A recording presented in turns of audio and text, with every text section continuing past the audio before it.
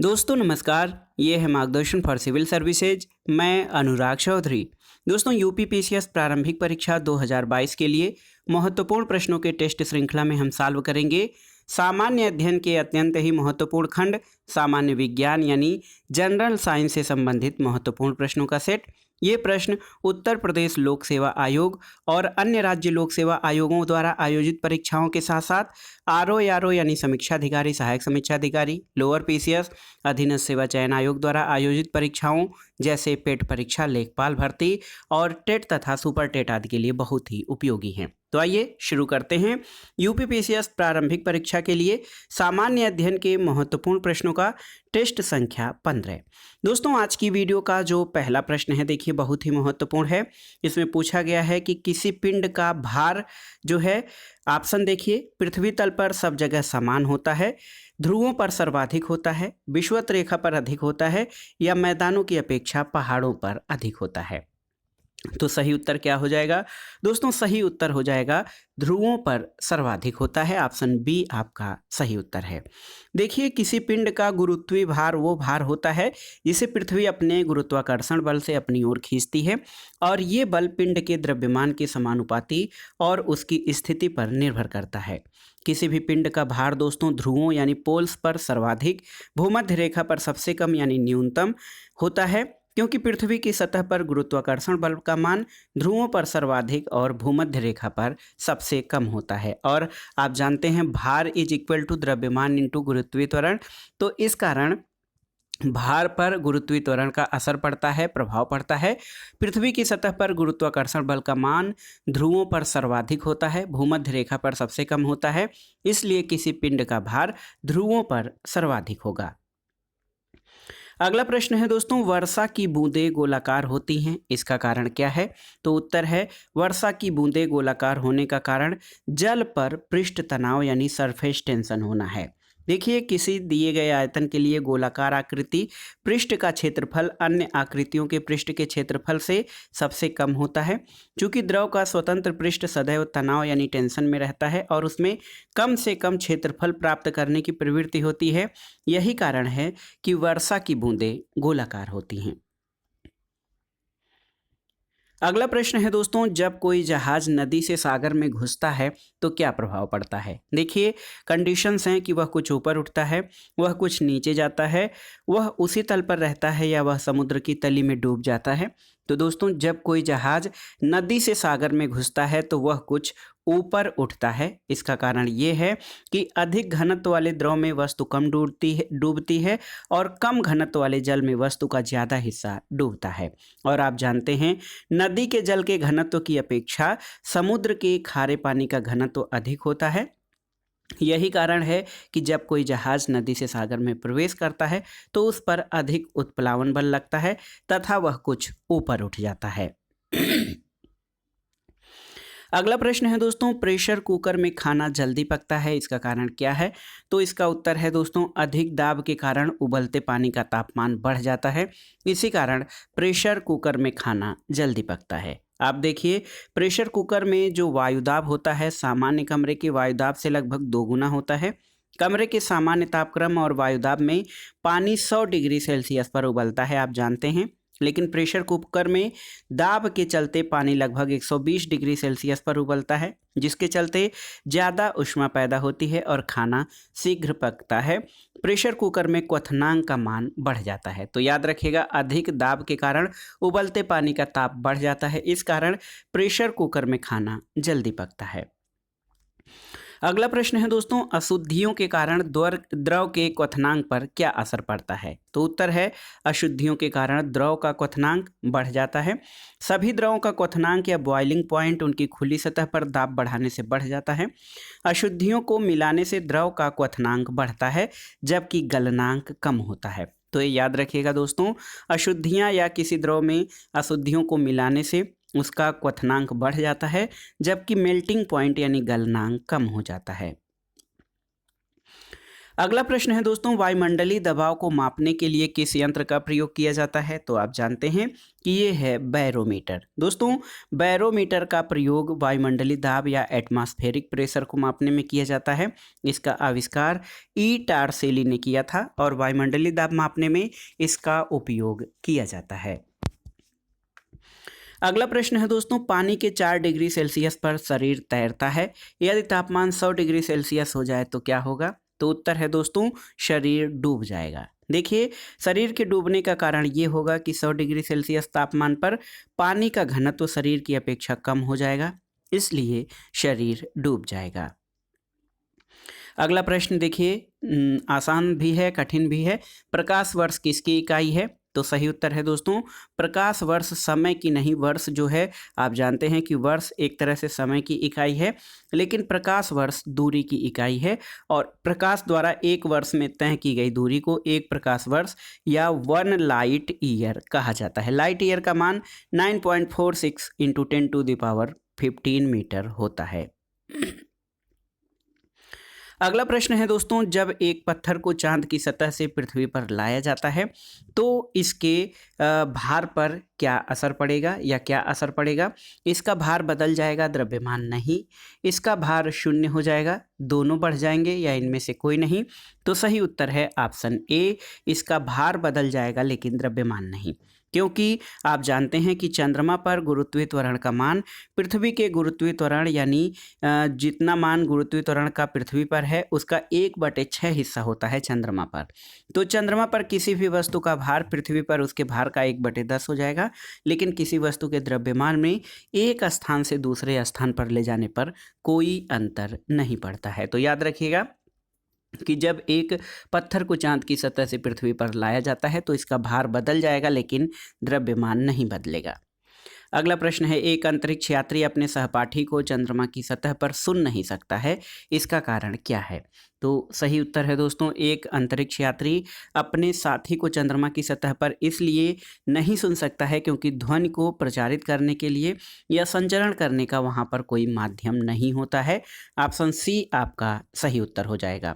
दोस्तों, ध्वनि को प्रचारित या प्रसारित करने का माध्यम न होने के कारण एक अंतरिक्ष यात्री चंद्रमा की सतह पर अपने साथी को नहीं सुन सकता है। ध्वनि तरंगे अनुदैर्घ्य तरंगे होती हैं जिनके संचरण के लिए किसी न किसी माध्यम की आवश्यकता होती है। क्योंकि चंद्रमा पर निर्वात वायुमंडल नहीं है, इसलिए वायुमंडल के अभाव में ध्वनि तरंगों का संचरण नहीं होता है। अगला प्रश्न है दोस्तों, निम्न में से किसमें एक ध्वनि की चाल सबसे अधिक होगी? देखिए, 0 डिग्री सेल्सियस पर वायु में, 100 डिग्री सेल्सियस पर वायु में, जल में या लकड़ी में? तो सही उत्तर है ऑप्शन डी। ये जो ऑप्शंस दिए गए हैं इनमें लकड़ी में सबसे अधिक ध्वनि की चाल होगी।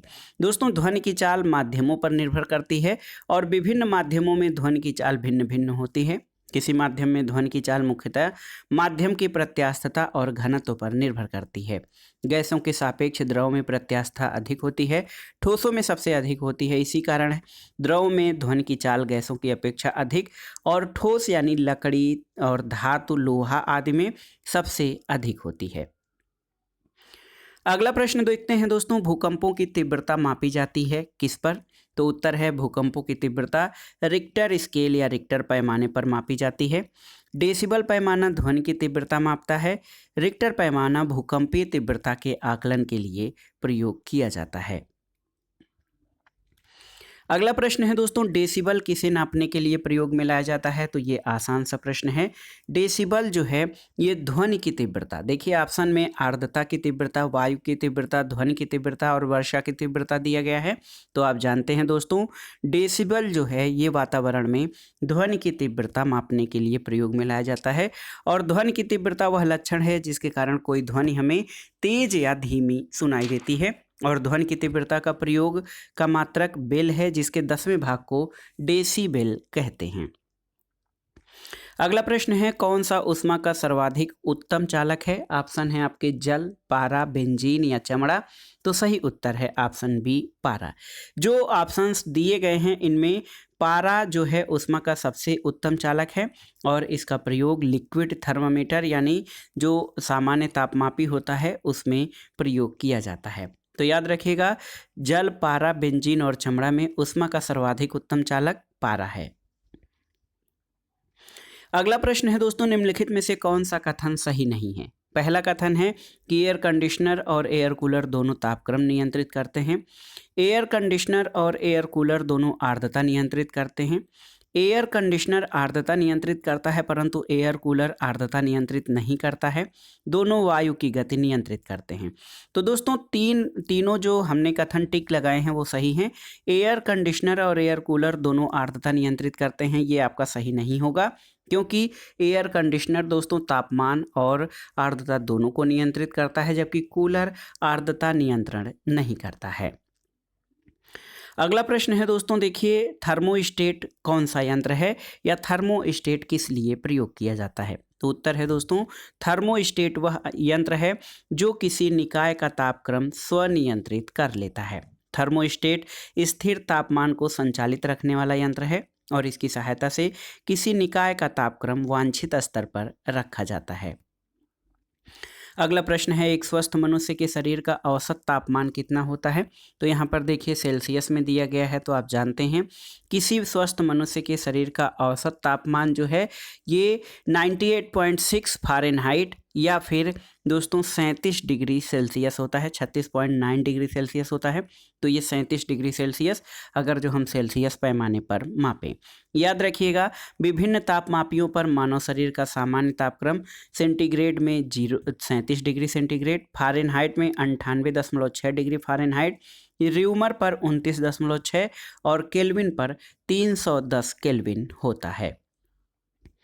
अगला प्रश्न है, थर्मस बोतल में पेय पदार्थ को कुछ समय तक उसी ताप पर रखने के लिए उसकी दीवारों पर कौन सी परत लगाई जाती है। तो उत्तर है चांदी की परत। दोस्तों थर्मस बोतल में कोई पेय पदार्थ होता है, उसको कुछ समय तक उसी ताप पर रखने के लिए उसकी दीवारों पर चांदी की परत लगाई जाती है।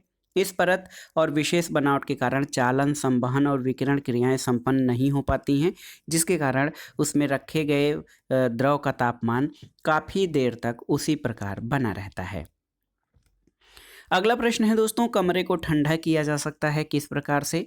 पानी के बहने से, संपीड़ित गैस को छोड़ने से, रसोई गैस से या ठोस को पिघलने से। तो सही उत्तर है ऑप्शन बी, संपीड़ित गैस को छोड़ने से। दोस्तों देखिए, प्रशीतक या रेफ्रिजरेटर में संपीड़ित गैस फ्रियान का इस्तेमाल होता है। एयर कूलर में संपीड़ित गैस ही प्रयुक्त होती है, जिससे कमरे या अन्य स्थान को ठंडा किया जाता है। तो याद रखिएगा दोस्तों, कमरे को संपीड़ित गैस छोड़कर ठंडा किया जा सकता है। अगला प्रश्न है कि ठंड के दिनों में लोहे के गुटके और लकड़ी के गुटके को प्रातःकाल छू लें तो लोहे का गुटका ज़्यादा ठंडा लगता है, इसका कारण क्या है। तो दोस्तों देखिए, इसका कारण ये हो जाएगा कि प्रातःकाल जो है ठंड के कारण लोहा उष्मा का सुचालक होने के फलस्वरूप बहुत ठंडा और लकड़ी कुचालक होने के कारण कम ठंडी लगती है। तो उत्तर हो जाएगा, लकड़ी की तुलना में लोहा उष्मा का अच्छा चालक है, इसलिए ठंड के दिनों में सुबह सुबह लकड़ी और लोहे के गुटकों को छूने में लकड़ी की तुलना में लोहा ज़्यादा ठंडा लगता है।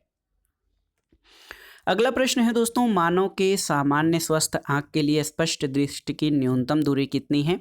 ऑप्शन है 50 सेंटीमीटर, 10 सेंटीमीटर, 15 सेंटीमीटर या 25। तो सही उत्तर है ऑप्शन डी, 25 सेंटीमीटर। दोस्तों मानव की सामान्य स्वस्थ आँख के लिए स्पष्ट दृष्टि की न्यूनतम दूरी 25 सेंटीमीटर मानी जाती है।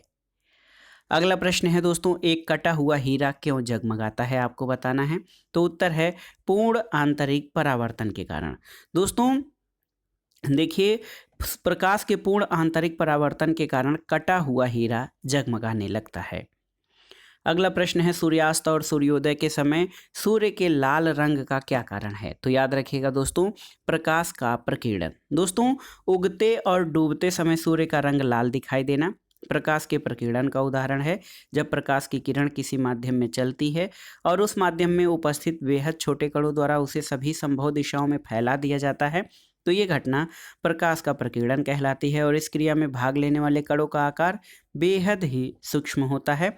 वायुमंडल में पाए जाने वाले निलंबित कण जो होते हैं, ये जो हैं ये ऐसे ही कण होते हैं। तो याद रखिएगा दोस्तों, सूर्यास्त और सूर्योदय के समय सूर्य का लाल रंग होने का कारण प्रकाश का प्रकीर्णन है। अगला प्रश्न है दोस्तों, मृग मरीचिका का कारण क्या है, आपको बताना है। तो सही उत्तर है प्रकाश का पूर्ण आंतरिक परावर्तन मृग मरीचिका का कारण है। देखिए, मृग मरीचिका या मिरेज एक प्रकार का वायुमंडलीय दृष्टि भ्रम होता है दोस्तों। इसमें प्रेक्षक या देखने वाला अस्तित्वहीन जलाशय और दूरस्थ वस्तु के उल्टे या बड़े आकार के प्रतिबिंब और अन्य अनेक प्रकार के विरूपण देखता है। वस्तु और देखने वाले के बीच की दूरी कम होने पर प्रेक्षक का भ्रम दूर होता है और वह विरूपित प्रतिबिंब नहीं देख पाता है। और इस घटना की व्याख्या प्रकाश के पूर्ण आंतरिक परावर्तन के सिद्धांत पर की जाती है। अगला प्रश्न है दोस्तों, कॉस्मिक कीड़ों के संबंध में निम्न कथनों में से कौन सा सही नहीं है। देखिए, ये विद्युत चुंबकीय तरंगें होती हैं, तो ये सही है। उनकी तरंग दैर्घ्य बहुत छोटी होती हैं, ये भी सही है। वे बहुत अधिक ऊर्जा वाले आवेशित कणों से बने होती हैं, सही है। और वे सूर्य से उत्पन्न होती हैं, ये सही नहीं है, क्योंकि कॉस्मिक कीड़े दोस्तों अत्यधिक ऊर्जा वाले कॉस्मिक पदार्थ और विद्युत चुंबकीय विकिरण जो पृथ्वी के वायुमंडल के बाहर प्राकृतिक रूप से निरंतर आती रहती हैं, इनका तरंग दैर्घ्य बहुत छोटा होता है, उनको कॉस्मिक कीड़े कहा जाता है। चारों विकल्प सत्य हैं, फिर भी निकटतम उत्तर डी है, क्योंकि कॉस्मिक कीड़े सूर्य की अपेक्षा अन्य ब्रह्मांडीय पिंडों से अधिक निकलते हैं, तो सूर्य से निकलते हैं, ये उतना सही नहीं होगा। अगला प्रश्न है दोस्तों, निकट दृष्टि दोष को ठीक किया जाता है कैसे, आपको बताना है। तो सही उत्तर है निकट दृष्टि दोष को दूर करने के लिए अवतल लेंस का प्रयोग किया जाता है। दोस्तों, निकट दृष्टि दोष का लक्षण क्या है। तो इस दृष्टि दोष में व्यक्ति को निकट की वस्तुएं साफ दिखाई देती हैं, लेकिन दूर की वस्तुएं साफ नजर नहीं आती। इस दोष में वस्तु का प्रतिबिंब आंखों की रेटिना पर न बनकर कुछ आगे बन जाता है, और इस दृष्टि दोष के निवारण के लिए जो है उपयुक्त फोकस दूरी के कॉन्केव लेंस यानी अवतल लेंस का प्रयोग किया जाता है। अगला प्रश्न देखिए, परीक्षाओं में बार बार पूछा जाता है कि कार चलाते समय पीछे के यातायात को देखने के लिए किस प्रकार के दर्पण का प्रयोग किया जाता है। ऑप्शन है अवतल दर्पण, उत्तल अवतल दोनों, या बिना किसी लेंस के। तो सही उत्तर है दोस्तों उत्तल दर्पण, ऑप्शन बी आपका सही उत्तर हो जाएगा। दोस्तों, साइड मिरर के रूप में उत्तल दर्पण का प्रयोग किया जाता है। इसका कारण ये है कि उत्तल दर्पण में किसी वस्तु का बना प्रतिबिंब सदैव आभासी और वस्तु से छोटा होता है। दूसरे शब्दों में, उत्तल दर्पण द्वारा काफ़ी बड़े क्षेत्र की वस्तुओं का प्रतिबिंब एक छोटे से क्षेत्र में बन जाता है, जिसके कारण वाहन चालक को देखने में पीछे की वस्तुओं को देखने में सुविधा होती है। अगला प्रश्न है, दृश्य वर्णक्रम यानी स्पेक्ट्रम में सबसे कम तरंग दैर्घ्य वाला रंग कौन सा है। ऑप्शन है लाल, पीला, नीला या बैंगनी। तो सही उत्तर है बैंगनी। देखिए दोस्तों, जिस वर्णक्रम में जिस रंग का तरंग दैर्घ्य सबसे कम होता है उसकी ऊर्जा सबसे अधिक होती है, और जिसका तरंग दैर्घ्य सबसे अधिक होता है उसकी ऊर्जा कम होती है। तो देखिए दोस्तों, बैंगनी रंग के प्रकाश की तरंग दैर्घ्य या वेवलेंथ सबसे कम, और लाल रंग के तरंग दैर्घ्य की सबसे अधिक होती है जो है वर्णक्रम में, और प्रकाश की तरंग दैर्घ्य को एंगस्ट्रॉम से मापा जाता है। अगला प्रश्न है, आकाश नीला क्यों प्रतीत होता है, आपको बताना है। ऑप्शन है नीली गैसें ऊपर जाती हैं, वायु में प्रदूषण विद्यमान है, सितारे नीला प्रकाश प्रक्षेपित करते हैं, या फिर वातावरण के वायु कण सूर्य किरणें विकिरणित करते हैं। तो सही उत्तर है ऑप्शन डी, वातावरण के वायु कण सूर्य किरणें को विकिरणित करते हैं, और जब सूर्य का प्रकाश जो कि विभिन्न रंगों का मिश्रण है वायुमंडल से होकर गुजरता है, तो वायु में उपस्थित विभिन्न अणु, धूल कण, धुएं के कण से उसका प्रकीर्णन हो जाता है। दिन के समय जब सूर्य सीधा आकाश में मनुष्य के सिर पर होता है तो मनुष्य केवल प्रकीर्णित प्रकाश ही देख पाता है। चूंकि बैंगनी रंग का प्रकीर्णन सबसे अधिक, लाल रंग का सबसे कम होता है, इसलिए प्रकीर्णित प्रकाश का मिश्रित रंग हल्का नीला होता है, जिससे कि आकाश नीला दिखाई देता है।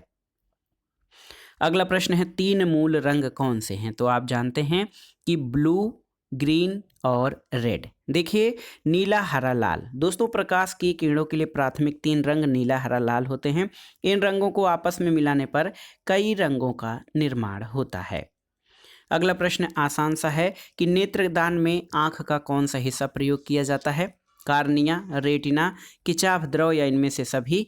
तो सही उत्तर है कार्निया। दोस्तों आँख के बाहर से एक कठोर और अपारदर्शी श्वेत झिल्ली से ढकी होती है, जिसे दृढ़ पटल कहा जाता है, और दृढ़ पटल के सामने वाला भाग कुछ उभरा हुआ होता है, जिसको कार्निया कहते हैं। नेत्रदान में इसे ही दान किया जाता है। आँख में प्रकाश कार्निया से होकर प्रवेश करता है। अगला प्रश्न है दोस्तों, किस रंग की सबसे लंबी तरंग दैर्घ्य है? तो सही उत्तर है, सबसे लंबी तरंग दैर्घ्य लाल रंग की होती है। और देखिए दोस्तों, इसका तरंग दैर्घ्य 625 से 740 एंगस्ट्रॉम के बीच होता है, नैनोमीटर के बीच होता है। और इसके अतिरिक्त नीले रंग की तरंग दैर्घ्य 4400 से 4900 एंगस्ट्रॉम के बीच होती है। याद रखिएगा, लाल रंग की तरंग दैर्घ्य सबसे लंबी होती है। अगला प्रश्न है, सूर्य से पृथ्वी तक प्रकाश आने में कितना समय लगता है? आपको बताना है। तो ये दोस्तों लगभग 500 सेकेंड का समय, 8 मिनट से कुछ ज़्यादा। तो 8 सही 1/2 मिनट लगते हैं सूर्य से पृथ्वी तक प्रकाश आने में, और चंद्रमा से परावर्तित प्रकाश को पृथ्वी तक आने में 1.28 सेकेंड का समय लगता है। अगला प्रश्न है दोस्तों, जब लाल, नीले और हरे प्रकाश का पुंज एक स्थान पर पड़ता है तब प्रकाश का रंग किस कलर का हो जाता है? तो याद रखिएगा, जब तीनों प्राथमिक रंग एक जगह पर मिलते हैं तो वो श्वेत प्रकाश उत्पन्न करते हैं, और उन्हें पूरक रंग यानी कंप्लीमेंट्री कलर कहते हैं। नीला, हरा और लाल रंगों को उपयुक्त मात्रा में परस्पर मिलाकर अन्य रंग भी प्राप्त किए जा सकते हैं, जबकि इनको बराबर मात्रा में मिलाने से श्वेत रंग प्राप्त होता है। और रंगीन टेलीविजन में दोस्तों प्राथमिक रंग लाल, हरा और नीला का ही प्रयोग किया जाता है। अगला प्रश्न है कि प्रकाश का रंग निर्धारित होता है किससे? तो सही उत्तर है, प्रकाश का रंग इसके तरंग दैर्घ्य यानी वेवलेंथ से निर्धारित होता है। दोस्तों भिन्न भिन्न रंग के प्रकाश का तरंग दैर्घ्य भिन्न भिन्न होता है। लाल रंग के प्रकाश का तरंग दैर्घ्य सबसे अधिक और बैंगनी रंग के तरंग दैर्घ्य सबसे कम होता है। अगला प्रश्न है दोस्तों, दूर दृष्टि दोष के निवारण के लिए किसका प्रयोग किया जाता है? तो उत्तर है, दूर दृष्टि दोष के निवारण के लिए उत्तल लेंस का प्रयोग किया जाता है। दूर दृष्टि दोष में निकट की वस्तुएं नहीं दिखाई देती हैं, इसलिए उत्तल लेंस का प्रयोग किया जाता है। अगला प्रश्न देखिए, इसी से जुड़ा हुआ है। दूर दृष्टि दोष से पीड़ित व्यक्ति को कठिनाई होती है किसको देखने में? तो दूर दृष्टि दोष में दोस्तों दूर की वस्तुएं साफ दिखाई देती हैं, पास की वस्तुएं स्पष्ट नहीं दिखाई देती हैं। तो उत्तर हो जाएगा ऑप्शन बी, पास की वस्तुएं स्पष्ट रूप से दिखाई देने में दूर दृष्टि दोष के पीड़ित व्यक्ति को कठिनाई होती है। अगला प्रश्न है, डायनेमो एक युक्ति है जो परिवर्तित करता है। तो दोस्तों डायनेमो एक युक्ति है जो कि यांत्रिक ऊर्जा को विद्युत ऊर्जा में परिवर्तित करता है। ऑप्शन सी आपका सही उत्तर हो जाएगा। दोस्तों डायनेमो विद्युत चुंबकीय प्रेरण के सिद्धांत पर कार्य करता है। ये यांत्रिक ऊर्जा को विद्युत ऊर्जा में बदलता है। अगला प्रश्न है, निम्नलिखित धातुओं में से कौन सा एक विद्युत का मंद चालक नहीं है? ऑप्शन है सल्फर, सेलेनियम, ब्रोमीन या फास्फोरस। तो सही उत्तर है सेलेनियम। दोस्तों जिन पदार्थों से होकर आवेश जो है यानी चार्जेस का प्रवाह सरलता से होता है उन्हें चालक कहते हैं।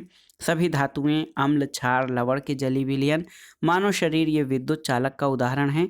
धातुओं में चांदी, तांबा, एल्यूमिनियम में अपेक्षाकृत मुक्त इलेक्ट्रॉनों की संख्या बहुत अधिक होती है। इन्हें आवेश देने पर वह तुरंत इनके संपूर्ण पृष्ठ पर फैल जाता है।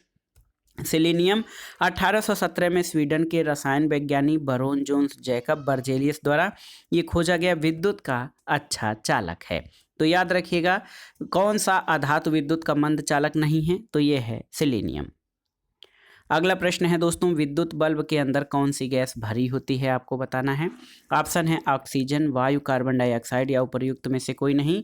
तो सही उत्तर उपर्युक्त में से कोई नहीं। दोस्तों विद्युत बल्ब में टंगस्टन धातु की एक महीन कुंडली युक्त तंतु का प्रयोग किया जाता है। इसके ऑक्सीकरण को रोकने के लिए बल्ब के अंदर अक्री गैस यानी आर्गन इत्यादि का प्रयोग किया जाता है। अगला प्रश्न है, एम्पियर क्या नापने की इकाई है? आपको बताना है। तो याद रखिएगा, एम्पियर दोस्तों विद्युत धारा या इलेक्ट्रिक करंट मापने की इकाई है। किसी चालक में आवेश के प्रवाह को विद्युत धारा कहते हैं और धारा निम्न विभव से उच्च विभव की ओर प्रवाहित होती है। विद्युत धारा का मात्रक एम्पियर यानी इसको कैपिटल ए से प्रदर्शित किया जाता है, एम्पियर को ए से। तो ये विद्युत धारा मापने की इकाई है। तो दोस्तों ये था आज का टेस्ट यूपीपीसीएस प्रारंभिक परीक्षा 2022 के लिए सामान्य विज्ञान के महत्वपूर्ण प्रश्नों का टेस्ट था ये। और साथ ही साथ दोस्तों ये अन्य प्रतियोगी परीक्षाओं के लिए उपयोगी है। आप इस टेस्ट को पूरी तरह से सॉल्व करिएगा। सभी आसान प्रश्न इसमें दिए गए हैं, इसमें कहीं कोई समस्या नहीं होनी चाहिए आपको। लेकिन एक आध प्रश्न जो कठिन हैं उनको आप अलग से नोट कर लीजिएगा ताकि एग्जाम टाइम रिवीजन में आसानी हो और परीक्षाओं में यदि ये प्रश्न पूछे जाएं तो आप उनको सही सही अटेम्प्ट कर सकें। वीडियो आपको कैसा लगा हमें कमेंट बॉक्स में ज़रूर बताइएगा। वीडियो को लाइक करें, शेयर करें और इस चैनल मार्गदर्शन फॉर सिविल सर्विस को सब्सक्राइब करें। वीडियो देखने के लिए धन्यवाद दोस्तों। नमस्कार।